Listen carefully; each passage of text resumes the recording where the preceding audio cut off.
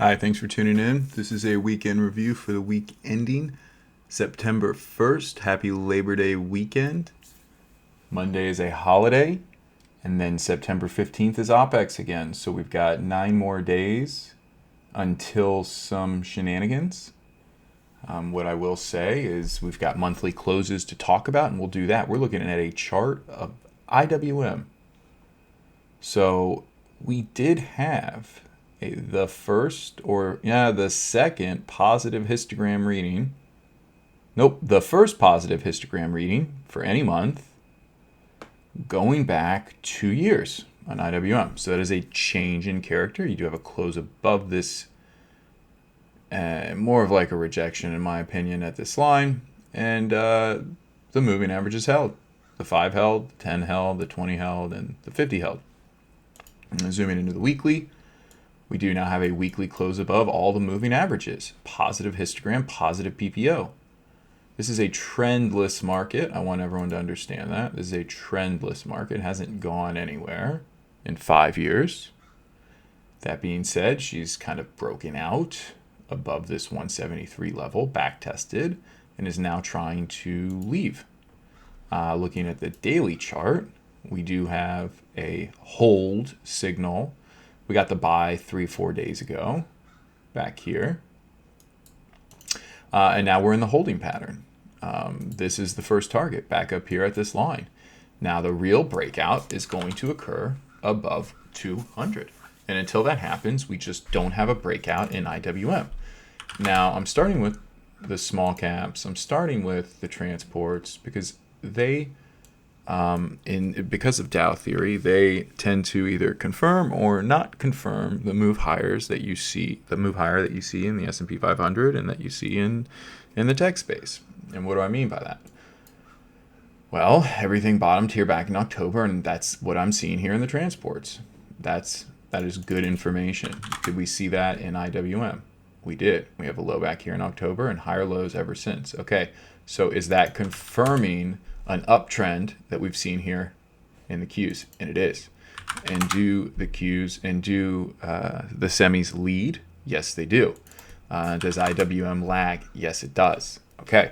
Now, what all I'm focusing on basically the last month, the next month, is during this correction, during this pullback, like the one that we just saw, is this a higher low?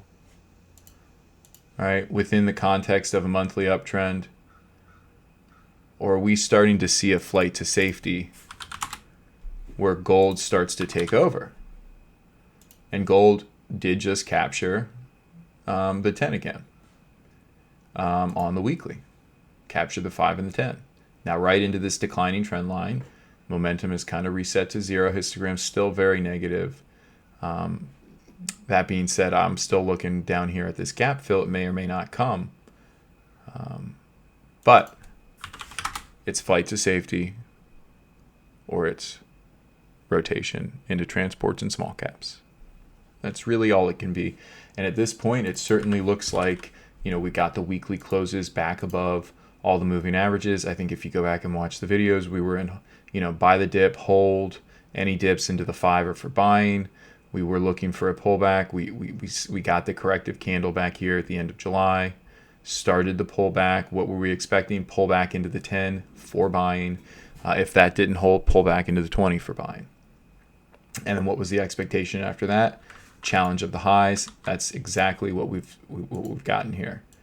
Okay, and so now what we need to see is, do they set a new high? What happens? And the daily will tell us that, right? So if we look at SPY daily, we've got a big corrective pattern that happened back here on the weekly, started here, ended here, and now we have a small corrective pattern on the weekly, started here, ended here. The question is, and obviously we've got momentum saying buy the dip, momentum saying hold, rallies are the favored outcome. It is possible that this is just a big ABC and we are going to pull back to 420. Big zigzag structure. Maybe it's a flat. I'm not really sure. Again, It's possible that, this was our big 1, this is our 2, this is our big 3, this is our 4.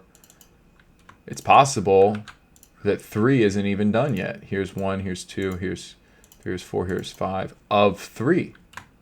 Right? So that's why I don't talk too much about subjective counts. There's so many options that it could be. What we want to see is what's sentiment saying and what's momentum saying and what are the long-term trends saying. Right? And that's why I start with these monthly charts. And we did get the buy signal here back in June, May, more traditionally when the 20 was captured above all monthly moving averages, right? Now, so are we going to get something like this? Or was that it? Right? And now that we've had that, we're going back to all-time highs. I don't know. It's real hard to say. If you look at the monthly, we had an outside month candle. Oh no, we had an inside month candle that broke bear and the dip was bought. Why? Well, because momentum is favoring all-time highs. Quarterly rolled. Found supply right where expected. Right? Is this what we're getting on the quarterly? Something like this, and we're coming all the way back here. It's hard to say. I mean, that's where IWM is, right? IWM's back to that level. I mean, is IWM going to do something like this? It's entirely possible. But the point that I'm trying to make here is that we could talk about these subjective counts all day. What do we have in front of us right now? The daily chart is saying buy the dip. We were looking for a pullback. We got the pullback. We were buying this dip. I was buying this dip. Now we're riding the trend. We've filled a gap up here, found some supply. There's a gap all the way back up here. So it's possible that's where we're going. I don't know. But names inside of IWM like OII are leading and had a great week. And my trailing stop for this is just the 10. This has been a tough one to ride.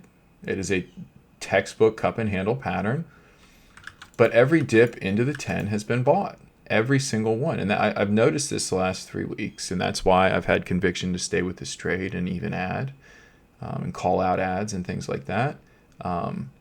It's because I am looking for this breakout to continue as long as she stays above 2185, and that's a leader within within IWM, as is Crocs. Now, Crocs, just an inside week. We don't have any clues here, right? We're not getting any data. But OII is outperforming Crocs, and it is very telling that close above previous week's high. Very, very good. I mean, we got to take a look at TNX. In my humble opinion here, rallies will continue to get sold, and we are looking for something like this, like a pullback here or to set a high on lower momentum. That's what we're looking for, right? Just kind of like what happened this whole stretch here. I'm not looking for this. I'm not looking for this. What I'm saying is I'm looking for this part here where we set highs on lower momentum. So that's what we have. And the weekly now is kind of pulling back again. And this thing is extremely extended. Extended from what? Extended from monthly 20. We still haven't touched monthly 20 in 2+ years. Okay? So we're going to just have to wait and see. And while she's doing this, you can't play bonds. Bonds are just falling apart. I think bonds is not the flight to safety as a result. If you look at cash, cash is holding up. So flight into cash, absolutely. Above all the moving averages on the monthly. Right? Above all the moving averages on the weekly. Dips into the 5 are getting bought. The daily, right? Above all the, so it's like, yeah, I mean, flight to cash, that's working. Flight into gold, that's working. Flight to safety into bonds, not working. Now, maybe you've got yourself a little bottoming pattern here, and maybe we'll break above this level here to start the week, and you'll have a nice little bottoming pattern, and boom, we're up here at 102. Okay, that's possible, but until you validate this bottoming pattern, the assumption is lower prices. And really, you've had the double bottom play.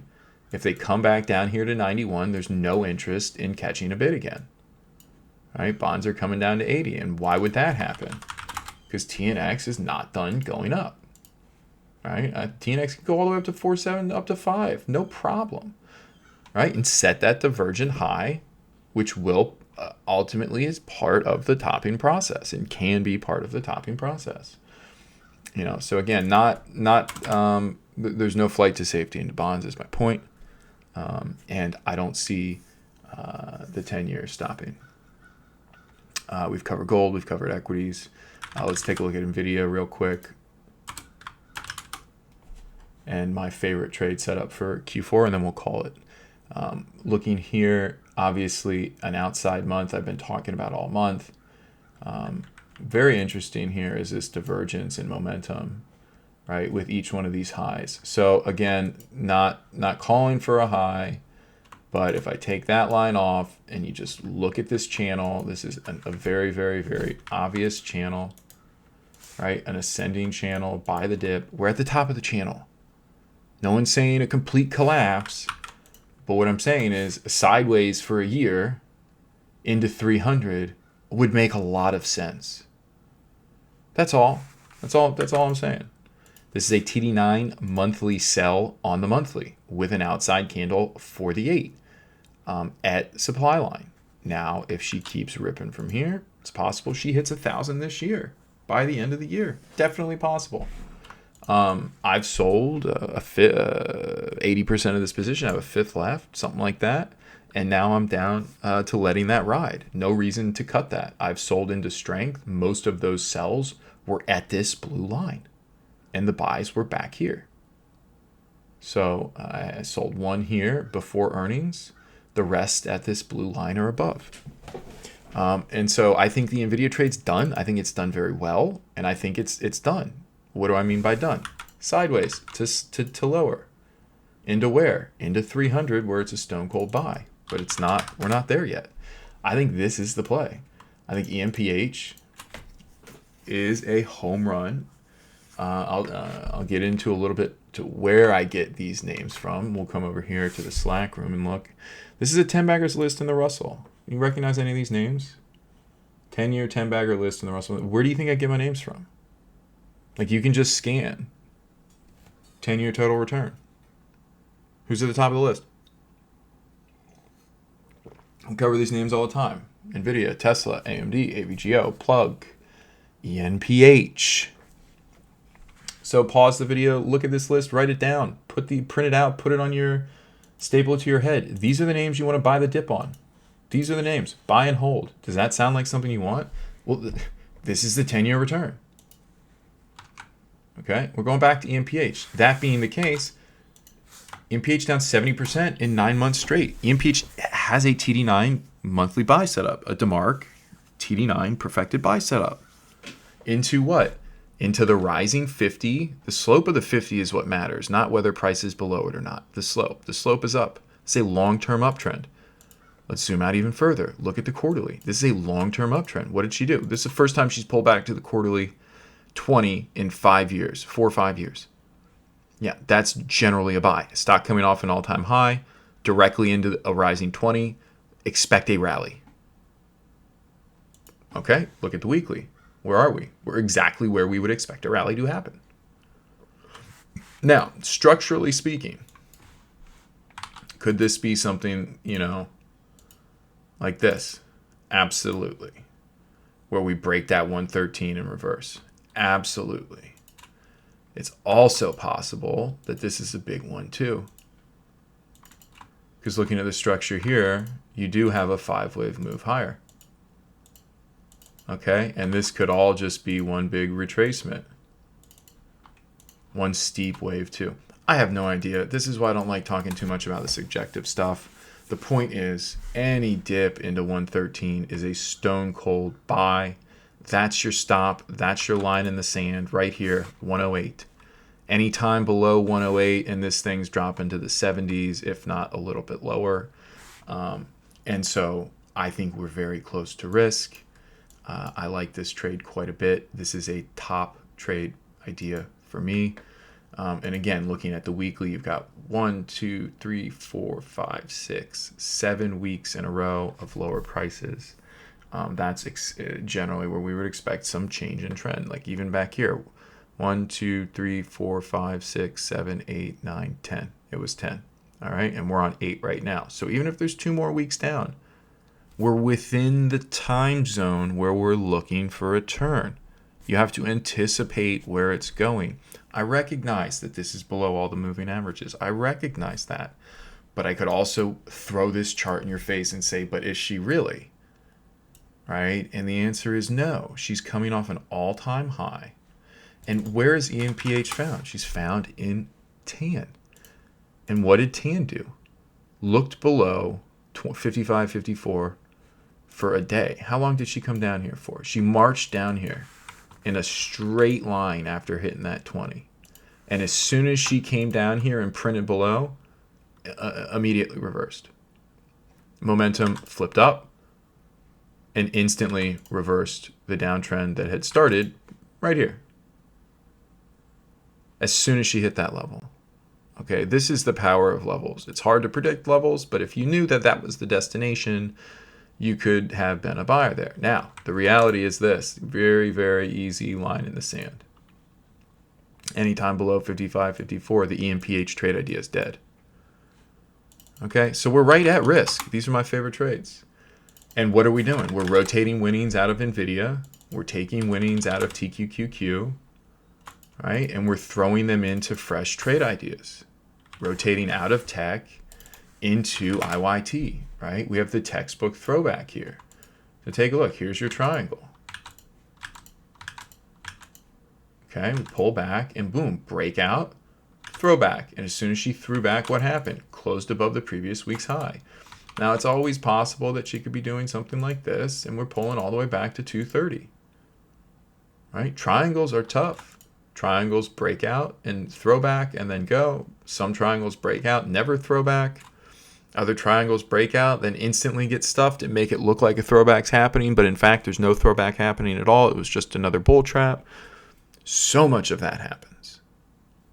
I've posted the data on this so many times. So just keep in mind, the 20 is your line in the sand. And if this thing's going to keep going up, PPO is going to hold, histogram is going to stay positive.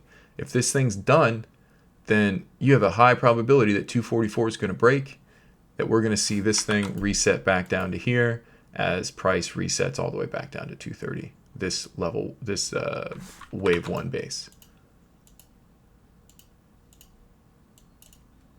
You know, again, subjective. This breakout area. And the longer 50, which is now rising. The 200, which is rising. You look at the monthly, we had a change in character here, right? June into July. July is when I started talking about transports. And yeah, transports topped in July. But you have to understand, like, the longer term trends, they take massive rallies to get them to reverse. Like, what did it take to get this of interest to me? You had to get out of this descending triangle. So as soon as she broke this range right here, which, by the way, happened after rallying 15%, she then rallied another 10%. But that's what was required for the monthly to flip up. And now look at the monthly. This is what happens when the monthlies flip. You get this angle of attack, and just look at what happens. Even back here, even right here, even right here. Go back to even pre-COVID. Go back to the pre-stimulus. You go back 2005. Boom, PPO rally. Like, monthly reset, boom, rally. Yeah, that was stimulus. Okay, but whatever. Like, that's what we're seeing in the chart here, is that momentum has reset to zero. It has flipped up. The histogram was negative for a year and a half. Now it's positive. And now we have a throwback of this area, right? This 206 area has been resistance, break above, come back down, test, rally, and go. And if you really, really look at these on the longer term time frame, that's entirely possible. Here's your zigzag. Boom. Right? Zigzag complete. And now we're in some much new impulsive move. And again, that's what has to happen. There was a lot of pain in IYT. IYT topped back here in 2021, didn't bottom for a year and a half. All right, so that's all I got. we'll take a look at a couple more things, right? Our handy dandy macro intermarket relationships. Boom. Same. Nothing's changed. Equity's still favored over bonds. Equity's still favored over gold. This chart is telling us that equities might not be favored anymore. Why would I say that? Looks like a little rejection here at the 50, come all the way back down to the 200. That is true, but take a look down here at the momentum. Histogram is flipped positive. It's not the same sell the rally that you had right here, right, where histogram flips, boom, histogram flips again. So different market here than we've had. Okay, so keep an open mind that equities could outperform cash, but also keep an open mind that it might take a pullback to the 200 before that happens. When this consolidation period started, I was always looking to pull back here to about 15, which was this resistance area back here, right? Keep moving along. SPY versus DBC, choppy, no real trend. And let's take a look at some more quant stuff that we've got. So this comes from NDR. Essentially, you've got, and you can pause this and take a look at it, but this is number of sectors with the 50-day above the 200-day or the golden cross. And you now have 9, which is the most since the October lows. What does that suggest? Again, this data with the intermarket analysis suggests that equities will continue to be the place to be and that we are not going to see a flight to safety just yet. And we also have a Google Trends sentiment versus SPX. This is suggesting more of a longer term bottom being put in. Why do I say that? Back here in October when the lows were being put in, you had this blue line very low. Well, that's kind of what we have here now. And putting in a higher low this time. So just be open-minded to the idea that there might be a rally into the end of the year, and that SMH hitting all-time highs first was a clue that QQQs would hit all-time highs next. So, and then who's after that? IWM and IYT. I think that's kind of where we are right now. I think QQQ might pull back a little bit more, might keep rallying to all-time highs. I think all-time highs are in the cards. And I think rotation is what's going to get it there. I think NVIDIA got SMH to all-time highs, and now I think you need to see a little bit more rotation out of NVIDIA and some other names like Airbnb or some of these other names in QQQ that are a little less known, Melly, et cetera, that we've covered in the past. So we'll see a rotation in tech, but more specifically, the bigger gains are going to be in names like Carvana, CVNA, or these lower cap names, Uber, where there's some affiliation with small cap or transports. And don't sleep on ENPH. That is my number one trade idea into the end of the year. So if you like the video, hit the like button, subscribe to the channel. I'll see you next week.